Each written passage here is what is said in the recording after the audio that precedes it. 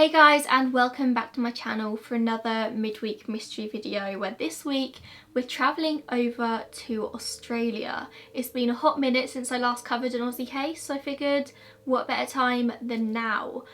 This is possibly one of the biggest cases I could have chosen for this week. A lot of people say that this is the biggest case in Australian history. Some even compared it to the O.J. Simpson case in the USA. We're talking about Azaria Chamberlain, and this is probably a case that you've heard of without even realising that you've heard of it, because it's also known as the Dingo Ate My Baby case. Now this is actually a solved case, there's lots of twists and turns on the way, but there are still a lot of questions surrounding it. So many people still refuse to believe that it is actually solved. Our story starts with Lindy and Michael Chamberlain, who married in November of 1969 in Australia.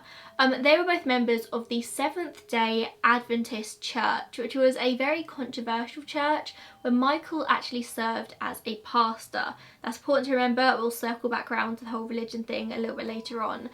They had their first child, Aidan, in 1973, and their second child, another boy called Reagan, was born in 1976. But Lindy had always wanted a girl, so she was overjoyed when their first daughter Azaria was born on the 11th of June 1980. But this joy about their newborn daughter was short-lived, because 9 weeks after she was born they decided to go on a camping trip, and they head to a camping ground near Uluru. I'm really hoping I'm pronouncing that right. I've tried to listen to like several pronunciations on YouTube, but everyone seems to pronounce it a little bit differently. Some say Uluru, some say Uluru, some say Ularu, which I definitely think isn't right. So really sorry to any Aussies if I'm like butchering that pronunciation. I think it's Uluru, so I'm just going to keep saying that. Which is sometimes known as well as Ayers Rock. They arrived there late on the 16th of August 1980. Their first day as Uluru, everything was as normal, nothing really bad happened. They spent all of the 17th exploring the area. Michael took his sons to go and sort of like climb and explore Uluru, which you're actually not allowed to do anymore, and Lindy hung around at ground level with their newborn daughter. She actually went to explore something called the Fertility Caves, and it was just a pretty normal day. That night there's a barbecue at the campground. So the Chamberlains gather round with all of the other families staying at the camping ground around the barbecues, and the Chamberlains actually speak to another couple called Greg and Sally Lowe, who are there with their baby child as well. At around 8 PM, Sally would later say that she headed towards the bins to put a load of rubbish away. And as she turns around away from the bin, she notices a dingo stood about 4 or 5 paces behind her. Now obviously if you're Australian, I'm sure you know what a dingo is. In the UK, I think probably the closest comparison we have is maybe a fox. A dingo it's related to sort of the regular dog, but obviously it's I suppose the easiest way to explain it is a wild kind of dog, closer to a domesticated dog than anything else. Dingoes had a reputation back in these times as being quite a shy and timid animal, but obviously when there's a lot of food and a lot of humans around, they would become braver. So Sally has this kind of encounter with a dingo following her to the bins, obviously after the food. And around the same time as that, Michael is playing with his son Aidan, and there's a dingo that's sort of like hanging around the barbecue, and Michael's there just throwing food to the dingo, and Lindy actually notices this reportedly and says to Michael, like, stop doing that, you don't want to encourage them. Shortly after this, Lindy decides to put baby Azaria to bed. It's late at night, baby's tired, so she heads to the tent and returns shortly after without the baby, having put her down in her bassinet at the back of the tent. I couldn't find out exactly how far the barbecue was away from the tent, but everything I sort of read said that the tent was at the barbecue site. So I can assume that it wasn't far. It was close enough for people to hear the baby crying when she cried. So like I said, she puts Lindy in the bassinet at the very back of the tent, and 4-year-old Reagan, or Regan, is also inside the tent as well. Regan/Reagan was also a name that was pronounced differently in all of the documentaries I watched, so again, sorry if I'm saying that wrong as well. So from this point onwards, there kind of seems to be 2 separate narratives of the case, and I will talk about both of them. I'm going to start with this one. So shortly after Lindy put baby Azaria down to bed, people at the barbecue hear crying from baby, and it's from the direction of the Chamberlain's tent. So Lindy goes running back to the tent to see what was up with the baby. And as she approaches the tent, Lindy said that she saw a dingo coming out of the tent, sort of coming out of the tent, sort of like back first. So when she stood there, she could only see the back half of the dingo, not the dingo's head, which was still inside the tent. Obviously it's dark as well, so she can't see entirely what's going on, but as she approaches the tent, she just can see blood everywhere inside, on the side of the tent, on the mattresses, on the blankets, and on the carry-on basket in which she'd been keeping the baby. Outside of the tent there were all these dingo tracks, and Lindy runs from the tent crying, screaming, my god, the dingo has got my baby." And that line would go on to become pretty iconic. Even if you haven't heard of this case, you've probably heard of the line, "the dingo's got my baby," or "the dingo ate my baby." It sort of became a big thing in pop culture. From this point onwards, the entire campsite springs into action to look for this baby. They're using torches, and nearly 300 men, women, children formed a human chain to look for any traces of this baby. They're looking for pieces of clothing, dingo tracks, any sign that would show them where the dingo had taken this baby. Strangely though, Michael didn't join this chain. Michael was in the baby's father, and apparently he told a fellow camper, "She's probably dead now. I am a minister of the gospel." So Frank Morris is the first police officer to arrive at the scene. I'm pretty sure he was just a constable at this point. So he arrives, he's shining a light across the tent, and he notices blood on one of the rugs. There's paw prints leading away from the entrance of the tent, and they sort of begin to fade away as they hit the road. From everything I read, it seems like the interior of this tent was never properly examined or photographed. So all they had to go on was the word of Frank Morris versus the word of Lindy Chamberlain. There was never any photographs of this as far as I could find. Aboriginal trackers joined in the search shortly after the alarm was raised, and they tracked the dingo prints until they could no longer track them. They noted drag marks in the sand, and in two places they saw these sort of like shallow depressions in the sand, almost as if the dingo had been taking a break and putting down whatever heavy object it was they were holding, a baby. These depressions in the sand reportedly contained the imprints of some kind of knitted garment, and next to another one of these small depressions there was this patch of this dark substance which we can only assume was blood. So initially there are 4 officers assigned to this case, and they head to the nearby Red Sands motel to discuss the case over drinks. Some of these officers accepted the Chamberlain's course of events, some of them absolutely did not. John Lincoln being one of the ones who didn't believe it at all. He refused to believe that a shy, timid dingo could carry a 10-pound baby over 100 yards, even when other officers apparently pointed out to him that there had been a recent spate of dingo attacks in the area. This guy, John Lincoln, refused to believe that this was possible. At the end of the day, a dingo is a wild animal. Although a lot of people can compare them to domesticated dogs, they are related to dogs, they're not domesticated dogs, they're wild. Even domesticated dogs you can never trust 100%, wild dogs even less. But the general feeling in the 80s was that these dingoes were closer to dogs than any other animals, and therefore they were pretty much harmless. Not much research had been done into them at all, but it was just assumed that they were safe. But dingoes are predators, and although they are generally shy and cautious around humans, in areas like I mentioned where there are a lot of tourists, a lot of food, they can get pretty brave in search of this food. And although dingo attacks are rare I suppose I should say, they're not completely unheard of.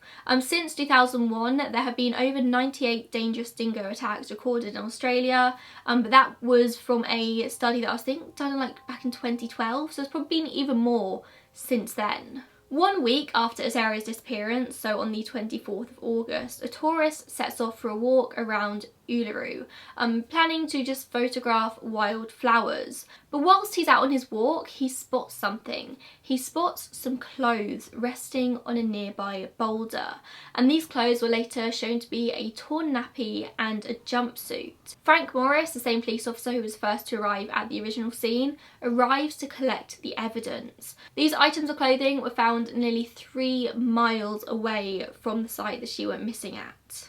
So they found the jumpsuit and they found a vest inside that Azaria would have been wearing underneath, but this vest was actually inside out, inside the jumpsuit.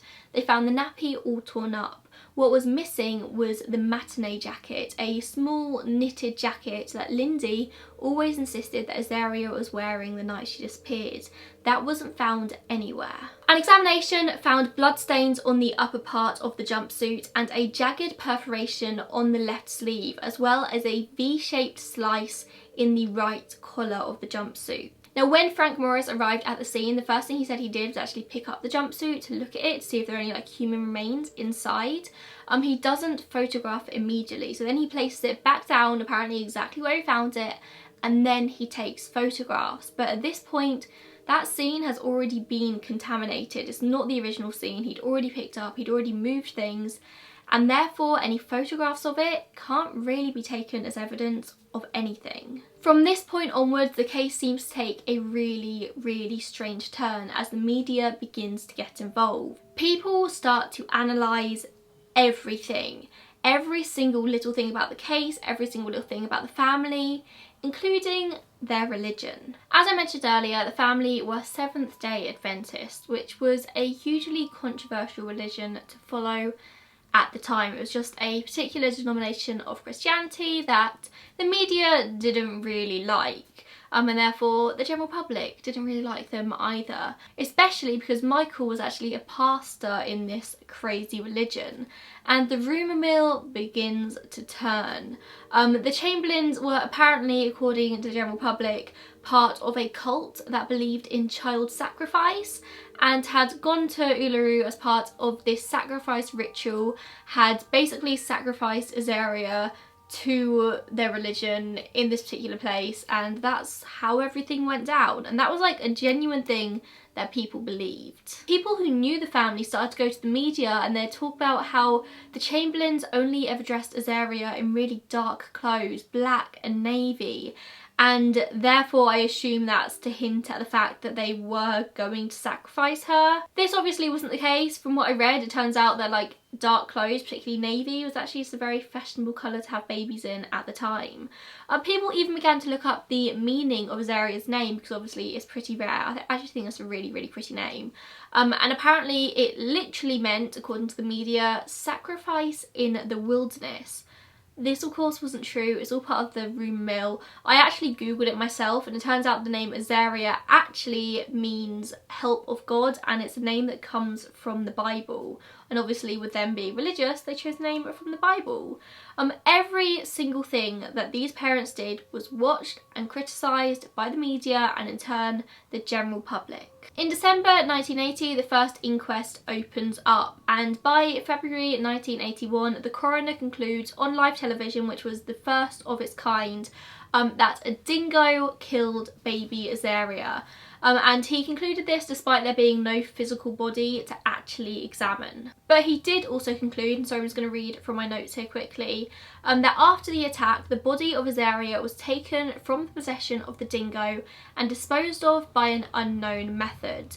A person or persons, name unknown. Basically what the coroner was saying was that the dingo killed her, but that somebody else buried or disposed of the body, which does seem like a very strange conclusion to come to when you've got no body to actually look at and no crime scene to really like analyse here.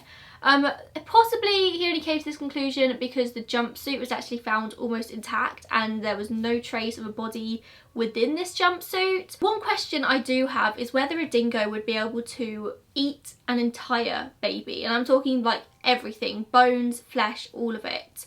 Would the baby's bones be soft enough to actually eat and ingest? Honestly, I was very hesitant to Google that question. Are babies' bones soft enough to eat? I thought even with my Google history, that one is just one Google search too far. So if any of you know the answer to that, then please let me know. Coroner basically reads out his full report, and in his report he is incredibly critical of the very shoddy police investigation done.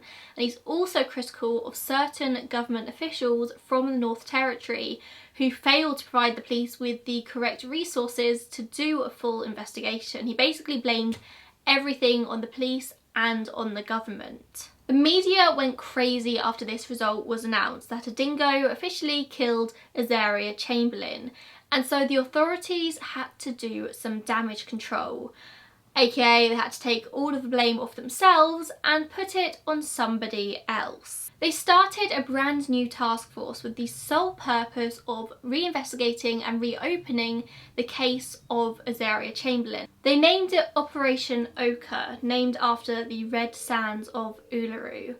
From the outset, it didn't seem like their intention was to find the 100% truth about what happened to Azaria. It was to prove that Lindy made up the dingo story and that she killed her own daughter. And when you go into an investigation like that with a one-track mind, you're going to find things that fit your theory. The investigation's main theory is that when Lindy went to put baby Azaria's bed, she didn't take her to the tent, she took her to the car, where she apparently slit the baby's throat, which was apparently proven by the V-shaped slit on one side of the collar of the jumpsuit. And then after this, Lindy stuffs the baby's body into a camera bag and then returns to the desert shortly after and buries Azaria's body, planting her clothes elsewhere as a decoy. And this worked because it went along with the coroner's version of events that somebody else disposed of the body of Azaria and planted the clothes elsewhere. But the investigation's real problem was a complete lack of motive. They had no motive here whatsoever, nothing that they could dig up that would explain why Lindy would want to kill her own baby daughter, the baby daughter that she desperately wanted. And as well as that, there's no body either. There was nothing in the Chamberlains' past that would suggest they would possibly go on to do this, at least nothing that I could find in all of my research. Neither of them had any kind of criminal record, they had no record of mental illness, they had no sort of records of violence, nothing whatsoever. They were just very normal people who went about their normal lives. And this investigation wasn't trying to paint the murder as this horrible accident that Lindy accidentally killed her daughter. They were painting it as a cold-blooded, brutal murder that Lindy slit her daughter's throat in the car. And according to them, she did it with a pair of scissors. In September 1981, Operation Ochre rounds up all of the original witnesses and re-interviews them, and they also raid the Chamberlains' home. They seize boxes and boxes of items that they could use for their investigation, and they also seize their car. The car had been searched by the police after the original disappearance and they found no evidence of anything suspicious in there whatsoever. However, when this car was forensically searched again over a 3-day period by a lab technician, suspected blood stains were found on the console, the floor and under the dashboard, and this mark under the dashboard was described as an arterial spray pattern. The jumpsuit was tested again as well and it was confirmed that the blood on it was indeed human and it was 25% fetal hemoglobin. And this is consistent with blood coming from a baby, of course, fetal hemoglobin. Fetal hemoglobin is a protein found in a human fetus throughout development and through the first 3 to 6 months of a baby's life. However, the fact this fetal hemoglobin was found isn't exactly 100% proof of anything. Fetal hemoglobin can still be found in adults, although it is in very small amounts, but it is still found in fully grown adults. And it's also not only found in baby's blood, it can be from any kind of liquid coming from a baby. You know, there's a lot of liquids coming from babies at any point in time, but mostly saliva and snot. From this, the investigation conclusively proved that the baby was murdered and bled out in the car before being stuffed into a camera case, which was also tested, and apparently they found blood on the zipper of the camera case. It was then found that the baby's clothes had been buried prior to being dug up and then placed elsewhere. They also found a small bloody handprint on the baby's jumpsuit that the investigation argued belonged to no other than Lindy Chamberlain. The cuts on the jumpsuit were also analysed again and they said that the slit on the jumpsuit was caused by scissors and in no way could have been caused by canine teeth. There were scissors found in the Chamberlain's car which they said had fetal blood on the blade. And so, based on the back of this new investigation, by December 1981, the Supreme Court quashed the findings of the initial inquest and ordered a second inquest to begin. And the taking of evidence in this second inquest began in February 1982. An indictment is presented to the Supreme Court of the Northern Territory in September 1982. And off the back of this, Lindy Chamberlain is officially charged with the murder of her daughter. And Michael Chamberlain is charged with being an accessory to the fact. And there goes on to be a massive court case with the Crown, I suppose prosecution, arguing pretty much everything I've just mentioned, that Lindy slit her daughter's throat, buried her body and planted her clothes. But the main basis of this case was based around the blood evidence found in the car. The Crown concluded that the evidence suggested that the clothing is consistent with somebody basically trying to simulate a dingo attack on a child. So basically, Lindy murdered her daughter and tried to cover it up and make it look like a dingo attack. Apparently Lindy removed the clothing, damaged it by cutting, rubbed it in vegetation and deposited the clothes for later recovery to be found by someone else. They said that Lindy was aware that there were dingoes in the area and she was relying on somebody finding this and assuming that it was the dingoes. In addition, the Crown argued that there was no evidence to suggest that a dingo had taken the child, and then that dingo would then go on to carry the child's body at least 4 kilometres and then remove the body from the area where the clothing was found. The Crown said there was no evidence that a dingo was ever there, apart from the fact that there were a lot of dingo tracks. Lindy insisted throughout the trial again and again and again that when Azaria was taken, she was wearing a jacket, what she called a matinee jacket. When she repeatedly was asked why the jumpsuit had no dingo saliva on it whatsoever, she would say because Azaria was wearing a jacket, any dingo saliva would have been absorbed by this knitted jacket, so there wouldn't have been anything on the jumpsuit. But the prosecution refused to believe that such jacket even existed. They basically said to her face that she was lying. This jacket didn't exist. On the 29th of October 1982, the Chamberlains are prosecuted and convicted. Lindy is sentenced to life imprisonment without parole for the murder of her daughter. Michael's given a 3-year suspended sentence for being an accessory to murder. They basically said that he found out what Lindy had done and then tried to help her cover it all up.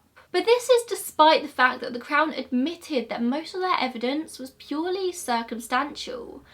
Let's have a look at the other side of the coin. Let's have a look at the defence. So the camper Sally Lowe, who was there that night, actually gave evidence at the trial and said that she'd heard a baby crying after Lindy had put her to bed.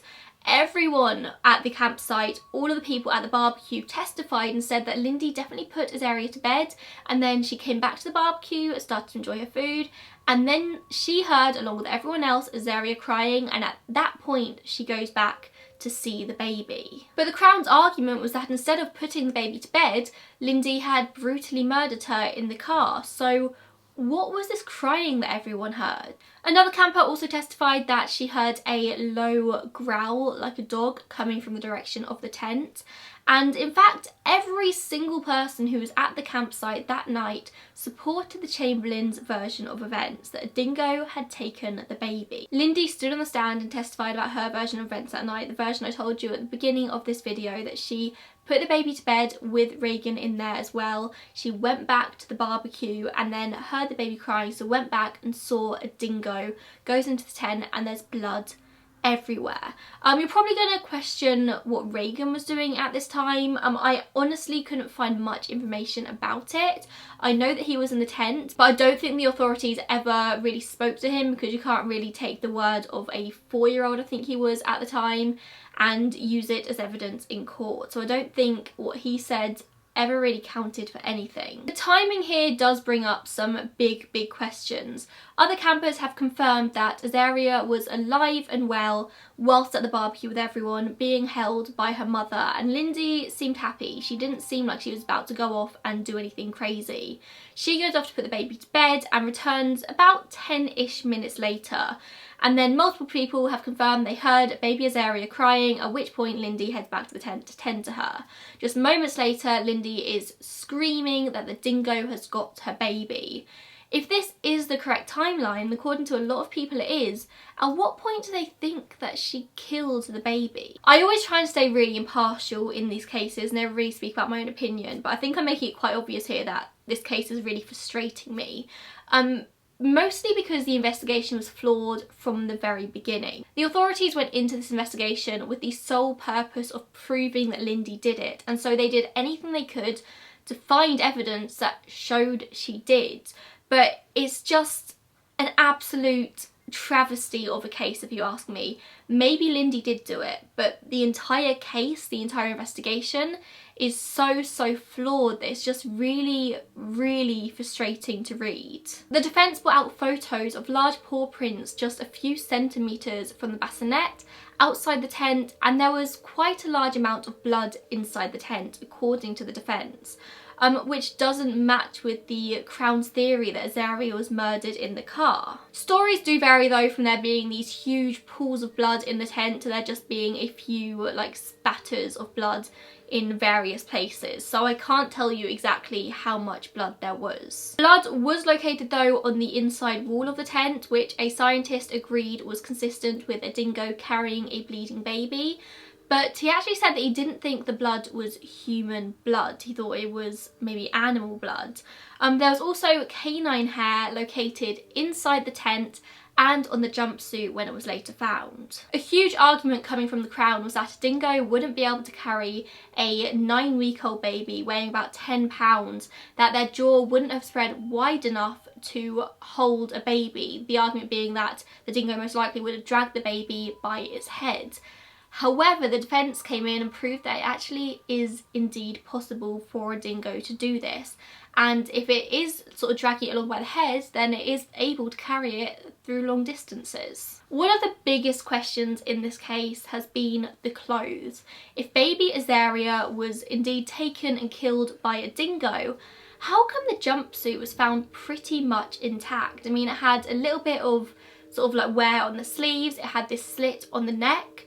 I'll be honest, this is the main part of the investigation that does make me question the Chamberlain's innocence. How would this dingo be able to get a baby out of its jumpsuit by barely touching it? But the nappy itself was ripped to shreds. According to Frank Morris, the police officer who first attended the scene where the clothes were found, the top 4 poppers, the top 4 buttons of the jumpsuit were undone, and the singlet that Azaria was wearing was still inside, but inside out. Is it possible that the baby just slipped out of the jumpsuit? I mean, it is possible if the dingo has got its jaws around the baby's head and is dragging it, the jumpsuit may just slide off. There was actually a study done that proved that dingoes are really notoriously neat eaters. It was a study where dingoes were given food wrapped in paper, and the dingoes were able to get to the food inside without ripping the paper at all. So it is possible that the dingo got to the baby without harming the wrapping, the clothes. But I'm not going to deny that it still is quite strange that this jumpsuit was barely touched. I'm actually going to link down below in the description the official document I read, which goes into all the nitty-gritty details of this inquest. It goes into all the details of all the inquests, I think. Obviously throughout this video I've included what I deem to be the biggest piece of evidence in this case, the most important bits, but there are lots of like little things which if I spoke about, this video would literally be a few hours long. So if you want to like really get into this case, go and have a read of that document. It's really interesting. So Lindy Chamberlain is found guilty and she's shipped off to prison, where they intend for her to spend the rest of her life. The Australian media have an absolute field day, and the dingo got my baby case never really fades away from Australian public interest. It was the front page news for months. It was the first news story in every single news programme, and the country was of complete split opinion. Some believing she was innocent and telling the truth, other people completely believing with all of their hearts that she killed her baby. This was a case of trial by media. At the time of the trial, Lindy was actually 7 months pregnant with their second daughter, and the second daughter ended up being born in prison. The media and the public analysed every single little thing that Lindy did, but she never once cracked under the pressure. She never really showed any emotion in all of her court appearances, and obviously this meant that she was guilty, and the media was all over this. Lindy Chamberlain shows no emotion. She doesn't smile, she doesn't cry, she doesn't do anything. But it also would have been a very similar story if she was emotional, because then the headlines would have read, Lindy Chamberlain is over dramatic, she's trying to get sympathy so people wouldn't think she did it. This is a discourse that I really, really hate when it comes to these kinds of cases, because you can never judge a person on how they grieve. Everyone reacts differently. You never know how you're going to react in a case like that, and honestly, if I was in Lindy's case, it would probably be the same kind of story. You've got to appear just emotionless to be able to get through something like that, especially when every single thing you do is being analysed. Strangely though, Michael wasn't really judged by the media in this same way. I wonder why that is. It's because she's a woman. She was even judged over all of her clothing choices. She was a very young woman, she was wearing makeup, she was wearing fashionable clothes to court, and this was apparently also very, very wrong. If she was grieving, she wouldn't care about what she looked like. Lindy appealed her sentence multiple times, but the High Court stood strong in their decisions. And she did have supporters outside. The people supporting her petitioned, they called for a new trial, a fair trial, but nothing happened. In July 1984, the courts changed the cause of death on Azaria's death certificate from extensive crushing to the head and neck to extensive wounding of the neck, reflecting Lindy's conviction. And this is how it remained for a couple of years, until the 2nd of February 1986, when something happened that blew the entire case wide open. A British backpacker called David Brett was climbing Uluru when he fell to his death, and the police searched for his body for 8 days. But in this search for his body, they found something very, very important.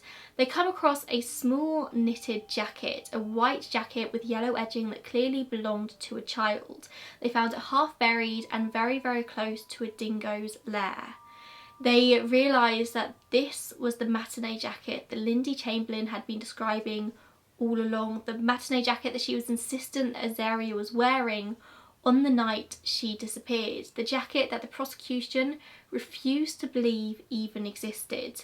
And here it was. An examination was done on the jacket, and they found matching cuts on the jacket to those on the jumpsuit.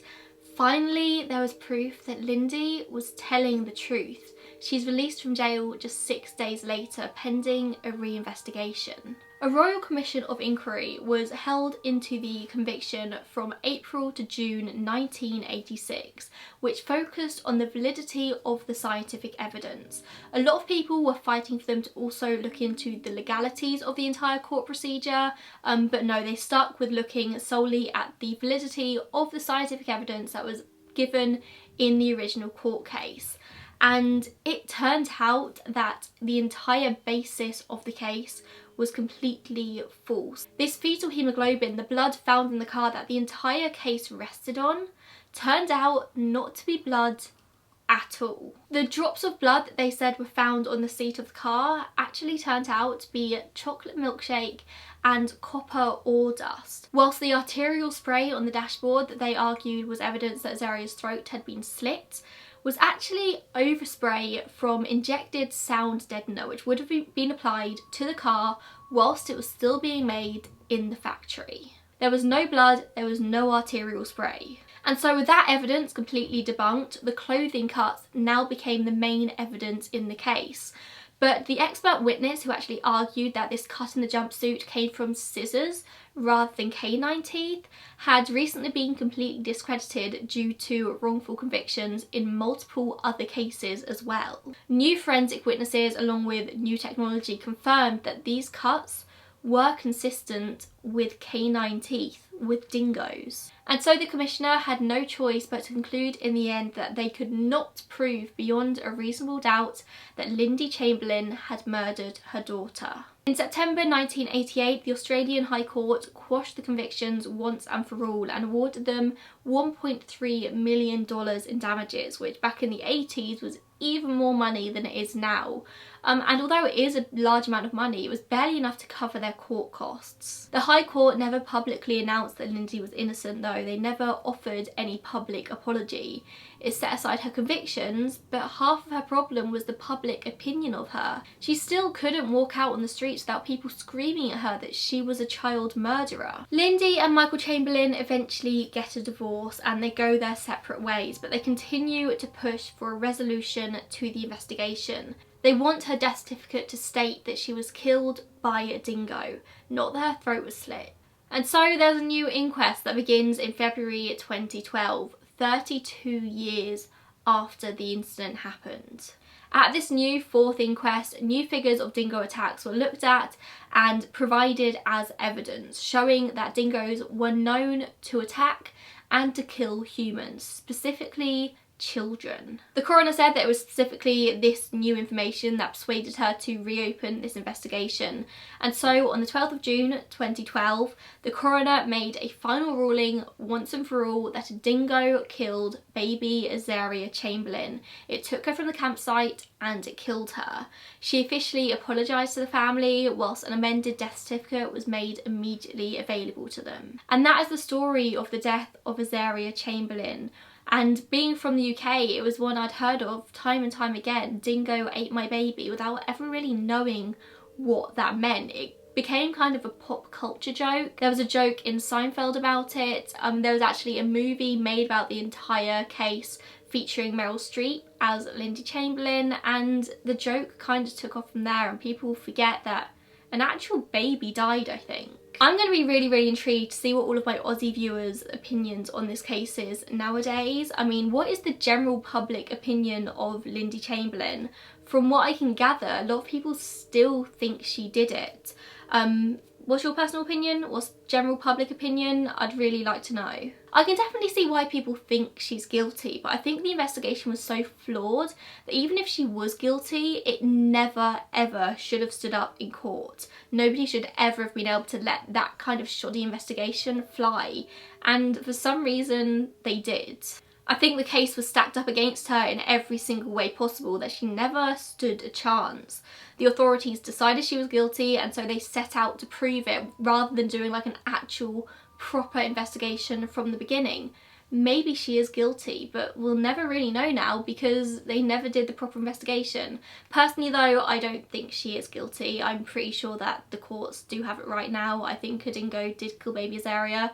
I don't think it's as far-fetched as some people seem to think. Of course, I still have my questions. I'm not entirely sold on how a dingo could get a baby out of its jumpsuit with barely touching it, but I am more inclined to believe that she is telling the truth. That's the case of Azaria Chamberlain. Like I said, I'm going to leave all of my sources and stuff down below, so if you want to get even deeper into this case, definitely go up and have a read about it. Thank you so much for watching, and I'll see you in my next one. Bye guys.